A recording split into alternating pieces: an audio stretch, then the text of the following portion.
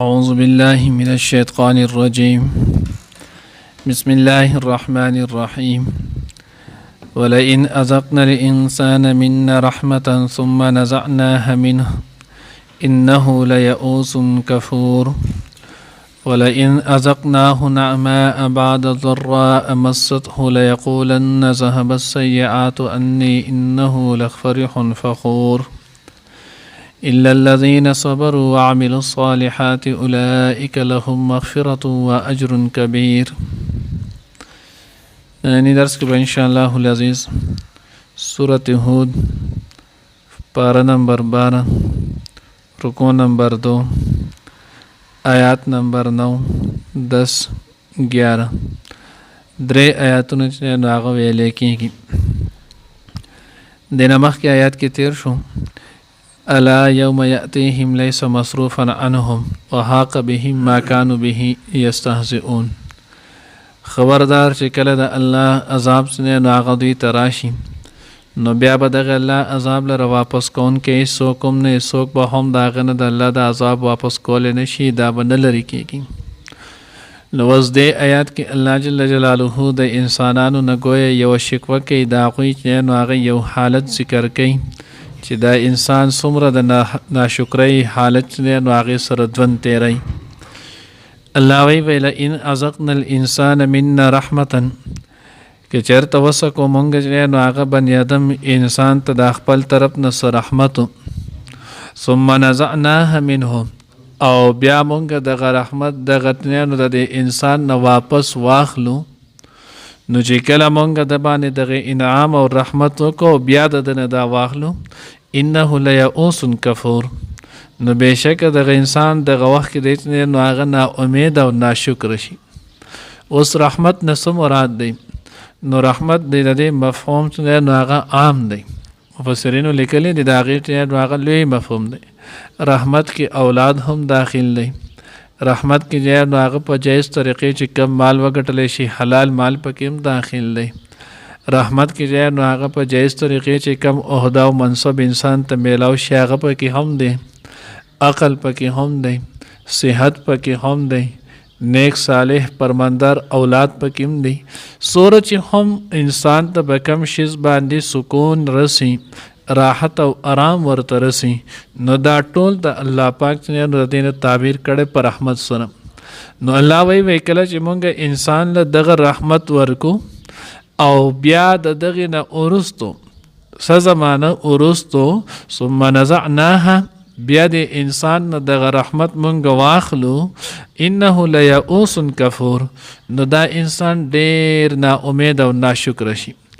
دی بیا د الله رب العزت نو هغه نه نا امیده کېږي هم او ناشکري هم کوي او حالن کې دا دواړه کارونه چې نو هغه ناجایز دي.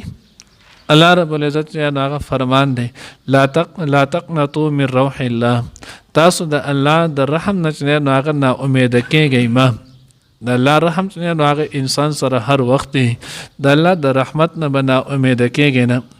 اوس بیا انسان وایي چې زه خو غواړم او ما ته دغه رحم میلاویږي نه زه خو د الله نه غواړم او زما دغه دعا قبلیږي نه.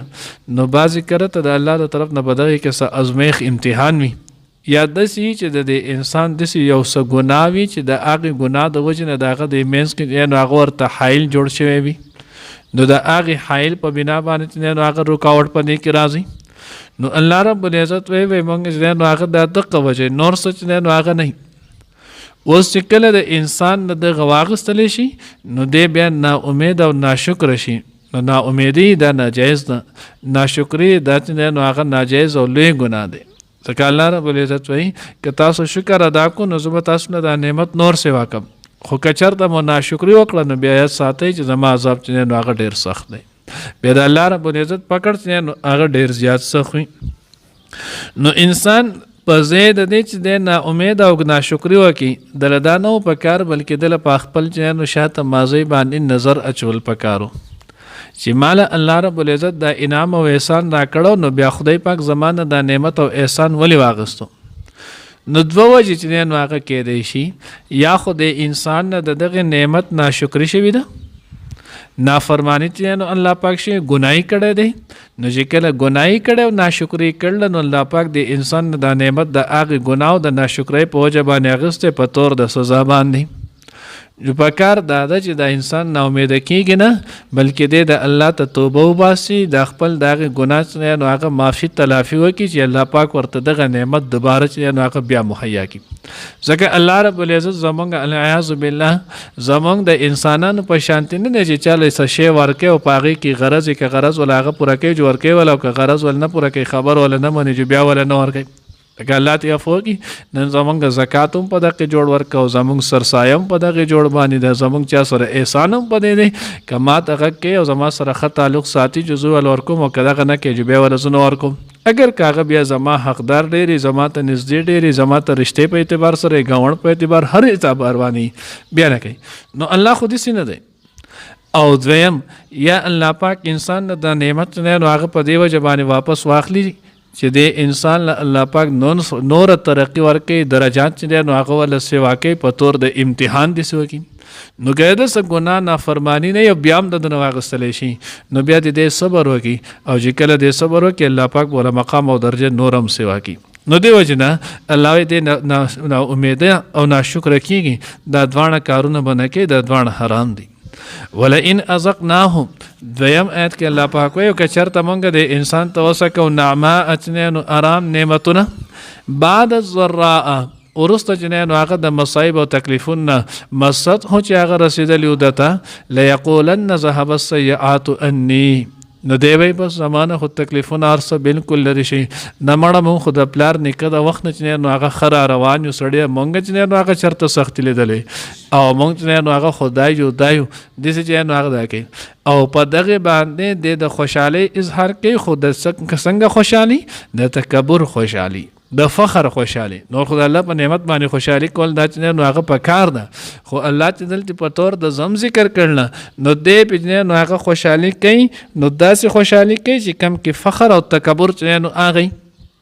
نو الله وی که چرته ته نو تکلیف نو ورسته نعمت ورکو جو بیا پاغه کېم د سينوي چې دا د الله احسان وشو مونږه دومره سخت او تکلیفونه او برداشت کړول الله راضي شول په دې سات د الله شکر دې چې خدای پاک وسته وروړی خاوان کولم وسراله چې هغه صحیح عزت راکو وسراله صحت راکو وسراله اولاد راکو نو دې بیا نو هغه تکبر شروع کی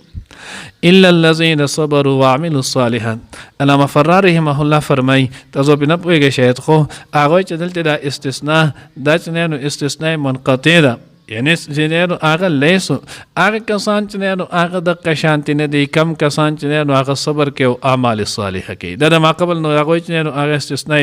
منقطع ده یعنی هغه کسان چې هغه د دوه کارونه نه کوي کم چې په تور د زمبانی برچ نه هغه دوه آیاتونه کې ذکر شول کم کسان څوک چې صبر کوي او اعمال صالحه کوي نو دوه عملونه دا داسې دي چې په دې سره انسان د دغه ګناهونو نه بچ کیږي یو صبر او دویم عمل صالح صبر بیا د دې مفهوم نو هغه ډیر اوږد دی مخکې څو کړه چې نو هغه مونږ ویلې هم دی خو دلته صبر کې نو تمام منهیات دي یعنی الله رب العزت چې څومره د نهي کارونه کړي دي چې دې کارونه بننه ځکهږي صبر دا انسان داغه نه نو هغه صبر کوي خپل ځان منع کوي ځکه د صبر نو هغه لغوي معنی د حبس او منع روکنا نو دا انسان د هغه ټولو نهجانو هغه منهیات نه منع کیږي نو صبر کې هغه ته اشاره ده وعمل الصالحات او عمل الصالحات کې نو هغه اشاره ده تمام اوامر او واجبات او سنت او مستحبات او نوافل ته ځکه دا ټول چې نو عمل صالح دي نو الله رب العزت وای کم انسان کې چې نو هغه دای انسان دې چې نو هغه د دوه کارونه کوي چې چا کې د دوه خصلتونه دوه عملونه موجود دي نمبر 1 صبر نمبر 2 عمل صالحه نو دې بیا دې نشي کولای اولئک لهم مغفرة واجر کبیر او کم انسان کې چې دای نو د لپاره بیا سم مقامی نو الله وی دغه انسان د لپاره چا کې صبر او اعمال صالحه ولو دغه خلکو د لپاره د الله تر طرف نه نو هغه بخنه ده او ډیر لوی چې نو هغه اجر دی الله دې موږ ته دغه دوه خصلتونه نصیب کړي ولئن ازقنا الانسان او کچری وسکو مونږه بنی آدم انسان ته من د خپل طرفنا رحمتا رحمته ثم نزعناه منه او بیا مونږه لري کو وداغنه انه نو بشک اغل یئوس نا امید کفور او ناشکر شي. اوس دې ځکه حضرات یو نقطه بلم لیکلی تاسو ګورئ رحمت کې هم چې ازق نه ذکر کړی دی او سزا کې هم ازق نه ذکر کړی دی. نو ازق دا ویل کېږي چک نه مونږ چې ورته وایو سکنی ته نو سکنی ته ویل کېږي. نو دې کې دې خبرې ته اشاره ده چې د دنیا تکلیف د څه تکلیف نه دی دا اسې د آخرت د تکلیف نه نو هغه سره دا غي یو سکنه د لکه خلک یو شی نه نو اسکی او د دنیا راحت کدا ټول راحتونه راجم شنو دا صراحت نه دی. کله چې انسان د آخرت نه نو هغه راحتونه او نعمتونه ویني دا د سیده لکه دا غي نه سړی صرف سکنه قدر وکي. نو ځکه د دوانو ته الله پاک چې نو هغه په تور د ازق نه چې نو هغه د دوانو سره چې نو هغه تعبیر وکړو ذکر دی وکړو. ولا ان ازقناه او کچری وسکو مونږ چې نو هغه د انسان ته نعمه آرام نعمتنا بعد الضراء ورست د تکلیفنا مست هو چې رسیدلې وي دته ليقولن نو ضرور بوای ذهب السيئات لاړل تکلیفنا انی زمانه انه لفرح فخور او بشک هغه ډیر خوشاله فخر کون کې دی الا الذين سوا د هغه کسانو صبروا چې صبر وکړو وعملوا الصالحات او عمل وکړلو نیک اولئک لهم هم دا خلق دي چې د دوی د پاره مغفرت بخنه د و اجر او اجر د کبیر لوی.